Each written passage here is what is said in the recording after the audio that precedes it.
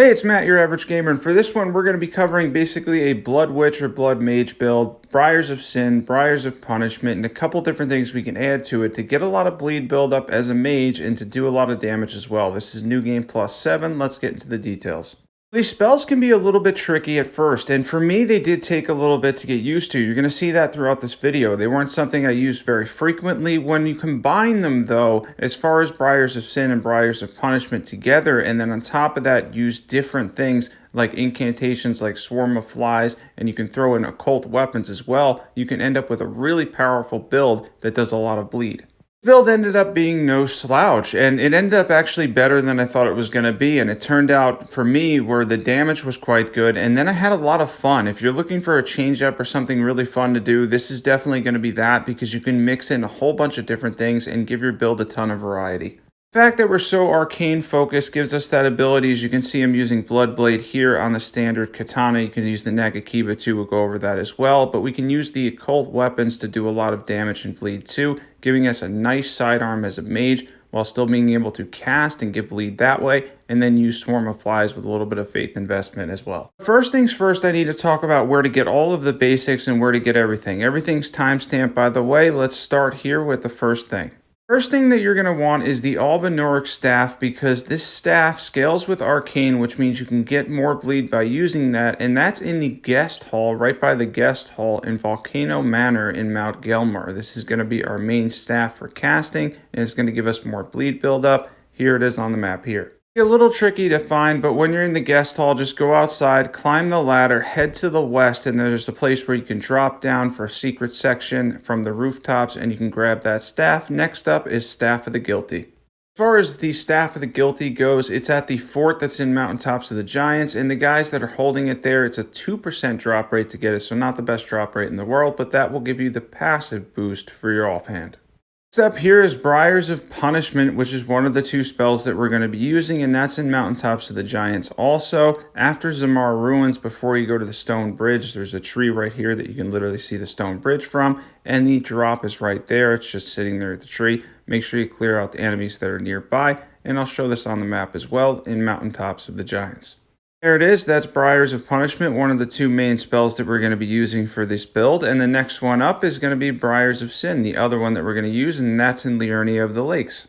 As far as Briars of Sin, it's in Liurnia of the Lakes by the Artist Shack. You'll see a bunch of fire slugs, and then there'll be an enemy that has a one-time drop. It's the same type enemy that drops the Staff of the Guilty, and it'll just be a one-time drop when you kill him, and you can get this fairly early, and here it is on the map here in Liurnia of the Lakes. Easy to grab those two spells. They're not locked behind anything particular. Obviously, one's a little bit later in the game in Mountaintops of the Giants, but they're just essentially pickups and quite easy to get. Next up, we are going to be using the Dragon Communion Seal because it scales with Arcane. This is the first dungeon by Stranded Graveyard, literally where you start the game, and then as far as the dungeon goes, you go down twice, and after you go down twice past two chariot hallways, you can either go back up or go down. If you go back up, there's a knight there. It'll be a one-time drop, and he'll drop the Dragon Communion Seal for you.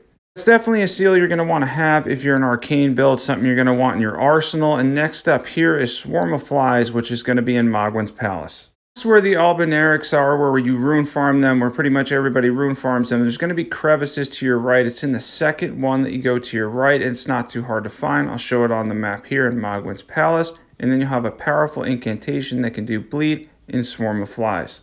And we're going to be starting a new journey for this build. For those that followed my mage character over the weekend, we finished the game. That build, by the way, is in the description below if you want a really powerful build for New Game Plus and beyond. And we are going into Journey 13 for this build. Now, against the Grafted Scion, it didn't go as well as I wanted it to. Like I said, as far as this build goes, I was getting used to the casting times. They are a little bit on the slower side, but the damage is there and the bleed is there. And when you combine everything together, it can become a very powerful bleed build for a mage. No, we don't get killed by the Grafted Scion, but at the same time, I was trying to cast these, and yeah, they do have slow casting times despite the fact that they are pretty powerful and they have decent bleed built up as well, and when you combine them with different things and give yourself distance, you can get a lot of bleed on a lot of enemies and bosses and whatnot, and you're going to see as this video goes on, it can be quite powerful. By the way, everything's in the description below too, so if you want to build a really cool blood mage or in Harry or whatnot, and you need everything, it's always there. I always have everything in the description, and everything's timestamped too, so as far as all the items and everything you're going to need, they're all there. By the way, I did forget to show where Bloodblade is. It's at the Erd Tree Gazing Hill site of Grace, and then you head towards Shaded Castle, and there's a Teardrop Scarab that drops it there. Very, very easy to get that one. I think I forgot to show that. It can be really powerful for our setup and build. Alright, so onto the Tree Sentinel here, and as far as the Tree Sentinel goes, we're going to try to use Briars of Punishment, see if we can get some distant bleed on him, and see how much damage we can get, basically from a distance, with Briars of Punishment. By the way, I tried this with the Radagon icon and then without it, and I didn't notice a major difference or too much of a difference. Yes, it was slightly faster, but they are still a little bit on the slow side. The main point of Briars of Punishment, though, is that you can use it at a distance. That's the main selling point. Between that and then switching to Swarm of Flies, it gives you a reason to basically step back and then be able to proc bleed. And then when you're up close, you have Briars of Sin. And on top of that, we can use the starting katana or the Nagakiba in Occult with Bloodblade to do even more damage. Although Briars of Punishment here ended up working out fine for the Tree Sentinel, I like the distance attack. It does have slight tracking if you saw it there. The tracking isn't too bad on it. It will go towards whatever the enemy is that you're facing, and it does do a reasonable amount of damage while doing around 100 bleed or so, and we do have that staff that helps us with the bleed scaling. Next up, we're going to show Margit and Godrick, and we're going to show after that mobs, buffs, NPC Invaders stats, everything that you need to know to become a powerful blood mage and mix everything in your toolkit and basically have a build that has a ton of variety and can do a lot of bleed and a lot of damage. Also, importantly, it's very fun as well. This was one of the more fun builds that I've done lately. I would definitely recommend respecking and doing this. By the way, I did the larval tier video recently, so if you want to check that out, that's on my channel as well, and that has all 18 timestamped in there if you need to respec at any point. Alright, so as far as Margit here, we're going to mix everything in, use Swarm of Flies, and then we ended up using Briars of Sin as well. We got a lot of damage from the starting point with Margit Shackle there, and we were able to proc bleed with it too, because again, it procs bleed decently fast. It does do a lot of damage despite the slower casting speed. Yeah, you can actually turn this into a really powerful build by mixing everything in, because you got to think, everything that you're combining, whatever boss you're facing, as long as they can bleed, they can take that type of damage, which is the majority of bosses in the game, probably about 90% of them, you're going to have that bleed meter filling up consistently, and you can even do it from far away, up close, however your fighting style is preferred. You have a variety to keep that meter up and get those bleed procs. And utilizing everything together can give you a ton of variety too, and using the occult weapons. Any occult weapon will do, by the way, so if you have really high stats and you want to do something crazy like an occult hammer or whatever, you can throw that into and then just, I don't know, throw it in, get a lot of damage, or you can go with a weapon that has innate bleed on it and then go with occult like I did to get more blood out of it, and then throw blood bleed on it to get a lot of bleed buildup from blood bleed. Whatever you feel like doing, occult weapons really go well with this build. All right, on to Godrick next. We're going to face him. We're going to mix everything up for this fight, and then we're going to show a whole bunch of different things, get into the build details, and go over everything. We have 200 stats and 150 stats in this video.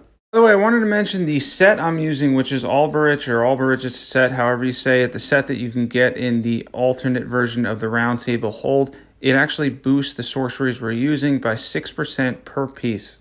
You have to think of it in the same manner that you think of the Spellblade set, where it's 2% per piece, except this is 6%. It's, again, not mandatory, but it's definitely something that you're going to want to have if you want to boost these sorceries and get even more damage out of Briars of Sin and Briars of Punishment. Godrick phase 2, we're going to go up against him and fight him as fast as we can, do as much damage as we can do here, see if we can get a bleed proc, and see how much damage we can do all around with everything at our disposal, an entire toolkit here, and try to take down Godrick's second phase relatively fast. As far as Godrick's phase 2 here, you're going to see very easily to punish him, even with slower attacks, simply for the fact that he gives you a lot of those windows. A lot of windows after his attacks. He has long animations, and then when he's done with them, they're usually quite punishable. Do get hit probably more than I should have, but in the end it's not going to matter because we mixed in a whole bunch of different things, and at the end we used Bloodblade to finish off Godrick, finish off the bleed build up there, and dispose of him quickly. I want to mention real quick, if you're not subbed, definitely sub to this channel if you love overpowered PvE builds and Elden Ring content in general. I'm going to be doing guides upcoming as well, so definitely be sure to hit that sub button and check out the Discord too. There's over 500 people there. It's been a great, awesome, growing community. All right, let's get on with this build. One more boss, and then we'll go over everything.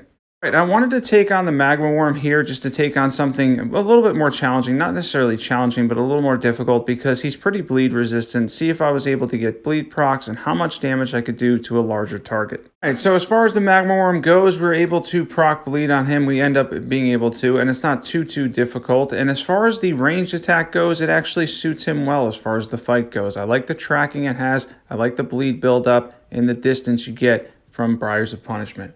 From not being a fan really of these spells at all to being a fan of them. They're really fun, they're a little bit underused and underrated, and they can work for a lot of situations. Yeah, they're actually quite solid regardless of how much we use them. I know, again, they're not really used very often. They're not going to be seen in a lot of overpowered builds, and I am not marking them as overpowered. They're definitely not going to be on any of my overpowered list, but I do think they're a little bit underrated, and I think for a lot of different situations, if you want to run an Arcane Mage build, especially since you can go with an Occult weapon too, you can have a lot of power, a lot of variety, and you can have a build that's really enjoyable too. All right, down goes the Magma Wyrm, and next up here we're going to show an NPC Invader, and then we're going to show mobs, and then we get into buffs, builds, stats, everything you need to know, and then a little bit of an ending. So we're going to go on here. Next up is going to be the NPC Invader, which they're not too bad with this, but again, it's slower casting time, it does take a minute to get used to. So this is First Form Anastasia. First Form Anastasia is never going to be too challenging, but yeah, as far as the Briars of, I think we use Briars of Sin. I keep getting them mixed up, by the way, because I haven't really used them a lot. Briars of Punishment is the distance one, Briars of Sin is the close-up one, and Briars of Sin will do more damage. So we got a lot of damage right from the get-go, and then we had to finish her off with the other one, Briars of Punishment, as she went up there for an attack, and she ends up going down fairly quickly, I believe in 3 casts total. Let's get into mobs for this build. By the way, I said First Form Anastasia, but she invades 3 times. I know spoiler alerts there, and she has different health values for each invasion. Her last invasion, I believe, will have the most HP, if I remember correctly, and that's going to be the one in Consecrated Snowfield, and the second one's in Mount Gelmir. Now, as far as mobs go, I really like Briars of Punishment because it has that distance, and it has the tracking too. I will say this, by the way, if these ever receive a slight buff, especially since it has the tracking, so if you get a little bit better as far as the casting speed, or receive a buff where you get more bleed or more scaling as far as the staff we're using, this is something you can see much more often because it has the potential to be incredibly powerful. Yeah, these are definitely something that can use a little bit of a buff. They're still pretty good without it, and you can mix in a whole bunch of different things like I did in this video. Give yourself as much variety as you want. If you're an Arcane build anyway and you're running a Mage character like this and you have a setup like the one I'm using, there's a lot of different things that you can do, a lot of different things that you can use as well. All right, let's get into buffs for this build. For buffs, first things first, we're going to drink our tear. Then we're going to cast Golden Vow because they're both the longer duration things. Then we can use Howl Shabriri because we're a Faith build, so why not get the damage boost? Then we can fill up our FP. And then we can use, well, I had my sword out there, but then we can use Briars of Sin, which has the more damage but closer up one, and then Briars of Punishment, which gives you distance bleed and tracking. Let's get into equipment. For equipment, we have the Albinauric Staff fully upgraded. That's going to be our main hand. Staff of the Guilty for the passive boost in the offhand. We have the Dragon Communion Seal. Starting Katana with Occult and Bloodblade. You use the Nagakiba too. Albridge is set for the boost. Shard of Alexander. Graven Mass Talisman. Dragoncrest Greatshield Talisman. Lord of Blood's Exultation. And then the Magic tier. And then Faith or Defense tier.